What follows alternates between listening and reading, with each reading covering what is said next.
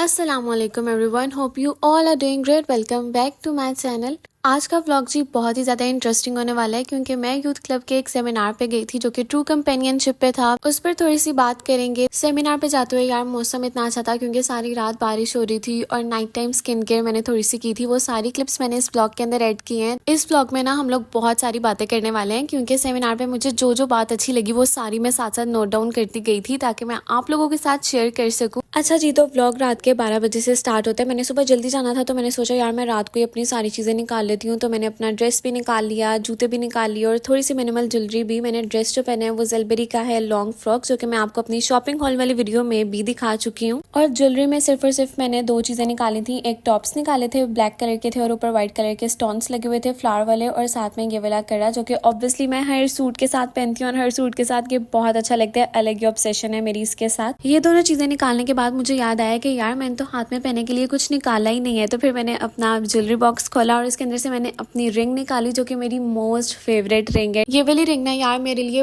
बहुत स्पेशल है क्योंकि जब हम लोग उम्रे पे गए हुए थे ना तो उस दौरान मेरी बर्थडे थी और मेरे भाई ने मुझे ये रिंग गिफ्ट की थी और पहनकर ये इतनी खूबसूरत लगती है। बहुत अरसे बाद ना मैं इस तरह के किसी सेमिनार पे या इवेंट पे जा रही थी ना तो मुझे बड़ी खुशी थी, और वो भी यूथ क्लब के। तो मैंने अपनी सारी फेवरेट चीजें निकाली कि भाई मैं ये पहनूंगी, और फिर मैंने अपना फेवरेट परफ्यूम निकाला। ये परफ्यूम मैंने WB बाय हिमानी से लिया था और मेरा ये मोस्ट फेवरेट बन चुका है। इतनी कोई इसकी माइल्ड फ्रेग्रेंस है ना, मुझे बहुत ज्यादा पसंद है। मेरी तरफ से हाईली रिकमेंडेड है अगर आप लोगों ने ये लेना है तो। ड्रेसिंग पे ना अभी थोड़ा सा मिस हुआ है, मैंने थोड़ा सा इसको ऑर्गेनाइज करना है। अभी थोड़ी सी रूम में चेंजिंग्स करनी है, कुछ चीजें मैंने ऑर्डर की हुई है। लॉन्ग मिरर मैंने खरीद लिया जो कि मैं अभी आपको दिखाती हूँ। रूम जब मैं अपना प्रॉपर्ली सारा सेट कर लूंगी तो फिर मैं एक डिटेल में वीडियो बनाऊंगी रूम टूर पर और आप लोगों को साथ साथ सारी चीजें दिखाऊंगी और बताऊंगी कि आप लोग ये चीजें कहाँ से खरीद सकते हैं, कैसे खरीद सकते हैं और कहाँ से आपको सस्ती पड़ेंगी। ये कुछ कैचर्स मैंने नहीं खरीदे थे क्योंकि मेरे सारे हेयर कैचर्स जो थे ना वो टूट चुके थे और ब्लैक वाला इसके साथ बहुत अच्छा मैच हो रहा था। फिर मैंने अपने सैंडल्स निकाले और फिर मैंने बैग्स निकाले, और दो बैग्स में मैं बहुत ज्यादा कंफ्यूज थी कि कौन सा अच्छा लगेगा। दोनों बैग्स रखे तो मुझे लगा नहीं यार पहले वाला अच्छा लग रहा है, इसको साथ उठ रहा है, और जो पीछे वाला है ना उसके साथ इतना उठ नहीं रहा है। तो इस वाले बैग के अंदर मैंने अपनी सारी चीजें सेट कर ली। अच्छा जी, तो ये कपड़े जूतों वाला तो ये सारा काम हुआ खत्म। फिर मैंने सोचा यार सुबह नहाना तो है ही, ऑयलिंग कर लेती हूँ और साथ में कोई फेस मास्क अच्छा सा लगा लेती हूँ। बहुत ही ज्यादा डल स्किन हुई है। फिर मैंने अपने ये हेयर मैजिकल ऑयल से जो है वो ऑयलिंग की, जो कि यार इतना अच्छा है, मेरा ये खत्म हो गया था। मैंने दोबारा बनाया और मैंने इसकी वीडियो भी रिकॉर्ड की है जो कि मैं बहुत जल्दी एडिट करके डाल दूंगी, आप लोगों ने जरूर देखना है। और फिर मैंने ऑयलिंग की और साथ में एक स्कैल्प मसाजर आता है, इसका लिंक मैं नीचे डिस्क्रिप्शन में डाल दूंगी। ये मैंने दराज से लिया था,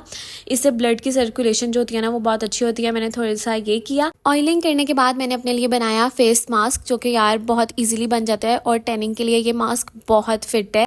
अच्छा जी, तो मास्क के अंदर मैंने डाला थोड़ा सा बेसन, 1 चम्मच चावलों का आटा, एलोवेरा जेल, दही और बिल्कुल थोड़ी सी हल्दी। यार ये वाला मास्क बहुत अच्छा लगता है। जब मैंने इसको मिक्स वगैरह कर लिया ना फिर मैंने सोचा यार इसके अंदर थोड़ी सा ना मैं मुल्तानी मिट्टी भी डाल देती हूँ, जरा अच्छा बन जाएगा। फिर मैंने इसके अंदर लास्ट पे थोड़ी सी मुल्तानी मिट्टी डाली और ये मास्क बहुत अच्छा था। मेरी स्किन बहुत ज्यादा ब्राइटन अप हो गई थी ये लगाने के बाद, और बहुत ही ज्यादा ना क्विक सा ये मास्क है। अच्छा, फिर मैंने अपने बालों की बनाई चुटिया। आप लोगों ने हमेशा ऑयलिंग करें कुछ भी करें, रात को सोने से पहले आप लोगों ने अपने बालों की चुटिया बना के सोनी है ताकि वो खिंचे ना, टूटे ना और ये ठीक रहे। मैंने आपको ये हेयर केयर वाली वीडियो में पहले भी बताया था। ये सारा कुछ करने में तकरीबन मुझे रात के 2 बज गए और मैं इतना थक चुकी थी। अब मेरी आंखों में उस टाइम इतनी नींद आ रही थी ना और मैं सो गई। और अच्छा हुआ कि ये सारा काम मैंने रात में ही कर लिया है क्योंकि गेस व्हाट, सुबह लाइट भी नहीं आ रही थी और पानी भी नहीं आ रहा था। उफ, मैंने सोचा या अल्लाह, मैंने शुक्र है ये सारे काम रात में कर लिए थे, नहीं तो सुबह इतनी कोई खवारी होनी थी ना और मेरा मूड इतना स्पॉइल हो जाना था। रात के 2 बजे तक कोई बारिश हो तो नहीं रही थी लेकिन मौसम बहुत ही ज्यादा अच्छा था, बहुत अच्छी हवा चल रही थी कि लग रहा था कि बारिश हो जानी है। क्योंकि पिछला कोई पूरा हफ्ता इतनी ज्यादा गर्मी थी ना और यूनिवर्सिटी से वापसी पे तो मैं कहती हूँ बुरा हाल हो जाता था। लेकिन आज सुबह उठने के बाद सबसे अच्छी बात यही थी कि हल्की हल्की सी बारिश हो रही थी। रात सारी बारिश की वजह से मौसम वैसे ही बहुत हसीन हो चुका हुआ था और हम लोगों ने भी अच्छे मौसम का फायदा उठाते हुए नान चनों का नाश्ता किया और साथ में गरम गरम सूजी का हलवा था। हम लोगों ने ऊपर छत पर सारी चेयर्स वगैरह सेट की और हम लोगों ने सारों ने ऊपर बैठ के नाश्ता किया। मौसम की एक्साइटमेंट में तो मैं आपको एक बात बताना भूल ही गई कि आजकल मैं एलोवेरा जेल को एज अ मॉइस्चराइजर इस्तेमाल कर रही हूँ और यार मेरी स्किन इतनी ज्यादा कोई स्मूथ हो रही है ना, मतलब मुझे अपनी स्किन से प्यार होने लग गया। ठीक है, आप लोगों ने भी एलोवेरा जेल को एज अ मॉइस्चराइजर इस्तेमाल करके देखना है। और रास्ते में यार मौसम इतना कोई प्यारा था ना कि मतलब वैसे ही दिल खुश हो रहा था और मजा भी आ रहा था। अच्छा, तो अब हम लोग जरा इस व्लॉग के मेन पॉइंट पे आ जाते हैं जो कि सेमिनार था जिसका टॉपिक था ट्रू कंपेनियनशिप,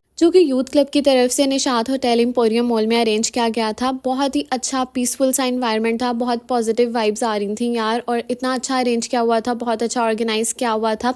और जो सारे स्पीकर्स आए थे माशाल्लाह वो इतने कोई अच्छे थे ना कि मतलब उनकी बात ऐसे दिल में उतर रही थी।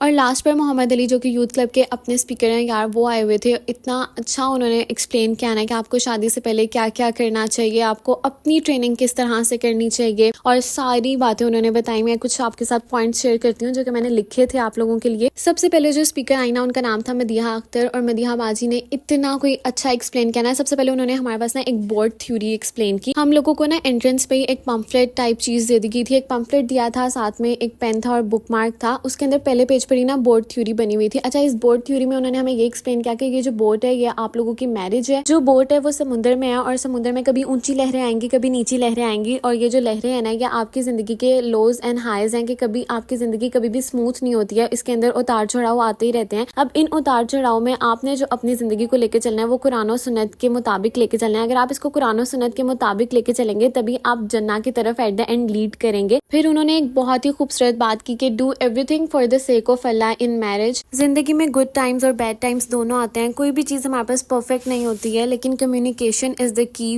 To make things better. और आपने कभी भी अपने पार्टनर की बातें किसी को नहीं बतानी है, किसी से डिस्कस नहीं करनी है। जो मसले होंगे आप दोनों ने आपस में बैठ के हल करने हैं। ऐसा होता है कि हम अपने अम्माओं के साथ और बहनों के साथ बैठ के वो बातें डिस्कस कर रहे होते हैं, और अल्टीमेटली हम अपने पार्टनर की जो इज्जत है वो उनकी नजरों में कम कर रहे होते हैं। हम हमेशा लोगों को ढूंढते हैं बातें करने के लिए और अपनी फीलिंग्स को शेयर करने के लिए, लेकिन ये सारा कुछ हमें अल्लाह ताला के सामने बोलना चाहिए, करना चाहिए। और उन्होंने बताया कि आपको टाइम लगता है अगले बंदे को समझने में, उसकी नेचर को समझने में, उसकी आदतों को समझने में। विद टाइम आपको सारा कुछ समझ आ जाता है। जैसे फिर उन्होंने एग्जांपल दी कि शुरू में जब मोबाइल फोन आया तो आप लोगों के अम्मा अब्बाओं को क्या ही समझ लगी होगी। उन्होंने कहा पता नहीं क्या अजीब गरीब चीज है, लेकिन कुछ अरसे में जब हर किसी के हाथ में वो आ गया, हर किसी को उस चीज की आदत हो गई, और फिर उन्होंने भी इस बात को समझ लिया इसके बगैर तो गुजारा ही नहीं है। इससे तो हम लोग सारों से बात कर सकते हैं, एक मुल्क से दूसरे मुल्क बात कर सकते हैं। तो इस तरह से विद टाइम उन्होंने उस चीज को समझा, उसकी इंपॉर्टेंस को समझा। तो बिल्कुल इसी तरह से जो है ना, आपको अपने पार्टनर को समझने में भी टाइम लगता है। आपने बहुत जल्दी कोई चीजों का कंक्लूजन नहीं निकाल लेना है। In short, balance in everything is very important. Don't always blame and argue, try to learn about each other, understand each other language. और जब भी आपके हस्बैंड घर आए तो एक अच्छी सी स्माइल से आपने उनका वेलकम करना है। ये नहीं कि आप गुस्से में और साथ ही आते ही उनके आपने गिले शिकवे शुरू कर दिए हैं कि आज मेरे साथ ये हुआ, सारे दिन में आपकी अम्मी और बहनों ने तो मेरे पे बहुत ही जुल्म कर दिया है, मेरे साथ ही हमेशा ज्यादतियां होती हैं, आपने कभी यार ये हरकत नहीं करनी है। फिर जी उन्होंने हमें बहुत प्यारी प्यारी सी दुआएं बताई, जिसके अंदर मुझे सबसे अच्छी जो दुआ लगती है ना, और जो एक मैरिकल है, वो ये है रब्बी इन्नी लिमा अंजलता इलैया मिन खैरिन फकीर। ये वाली दुआ आप लोग यार सुबह शाम जब आपको दिन में याद आएगी जरूर पढ़ा करें।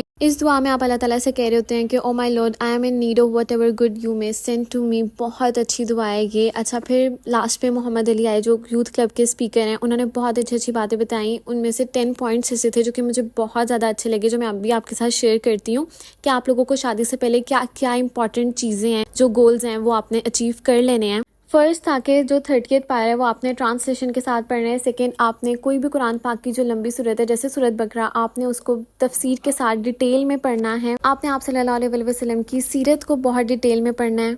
आपने बायोग्राफी पढ़नी है कोई भी 10 सहाबा और सहाबियात की। कोई कोर्स करें या बुक पढ़ें पेरेंटिंग पर, आपने सुबह और शाम के अस्कार पाबंदी से पढ़ने हैं। और भी बहुत सारे पॉइंट्स थे जो कि मैंने लगा दिए हैं। फिर हम लोग निशात में थोड़ा सा फिरे और बहुत इंजॉय किया सेमिनार को, इस सारे टाइम को। उम्मीद है कि आपको भी व्लॉग बहुत अच्छा लगा होगा।